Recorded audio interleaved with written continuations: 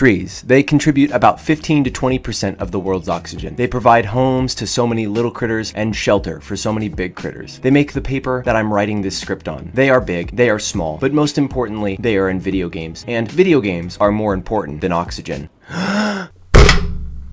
Trees on the earth are beautiful and create unique biomes, such as the forest biome, or the open field with one lonesome tree biome, the biome that often contains the lonely and exhausted cowboy character. Trees on the planet often fill a void and give our eyes something to enjoy, especially in the fall. Now, in video games, trees typically fall into one of three categories. These categories are pretty trees, living trees, and useful trees. Category 1, pretty trees. Trees that are there for your viewing pleasure. Trees that fill the game space with beauty and create mesmerizing spaces for player interaction. Games like Ghost of Tsushima, with its lush and color-varying trees of Japan that cause you to tap the share button every few seconds, or like Forza Horizons 4, fly by you in a second if you're not looking, season-based trees, winter, spring, summer, and fall. All you have to do is purchase the Game Pass for these amazing trees. But no pretty tree game ever stands up to Firewatch, which is a game based on trees. It sets you in a beautiful forest of mystery, and every tree comes together in an amazing sunset orange painting that you have pleasure to exist in. You feel lost in the wilderness, and if you're anything like me, this game will make you consider a career as a Firewatchman. It's just that good at making you love the beauty of the trees. Category 2, living trees. Trees that create the environment the player exists in. The level designs being based around these trees. Standout examples like the planet of Kashyyyk in Jedi Fallen Order, which is mainly comprised of a huge tree that you climb up throughout the level. The tree is filled with enemies and platforming challenges and functions as a full gameplay experience. As you climb up the tree, you are treated to more and more beautiful views until eventually you reach the top and you're able to look down on all of Kashyyyk and fight the best boss in the whole game. The best example, though, of a living tree is Ori in the Will of the Wisps, or Ori in the Blind Forest. Here, you get to interact with all of the little woodland creatures who take residence within these trees. Meeting these characters makes your mission to save the forest and your friend feel so much more necessary, and as you bring the area back to life, you see what the trees provide to all of their inhabitants. This magnificent journey through Ori's world is the best example of creating a living tree. Category 3, useful trees. Finally, we have useful trees. Trees that the player can utilize to their advantage within the game. This can be like wood in Minecraft and Rust, which is used for crafting almost half the items within their games, or building your dream home, like this one, which I spent all last week making. What do you guys think? Pretty cool, right? I mean,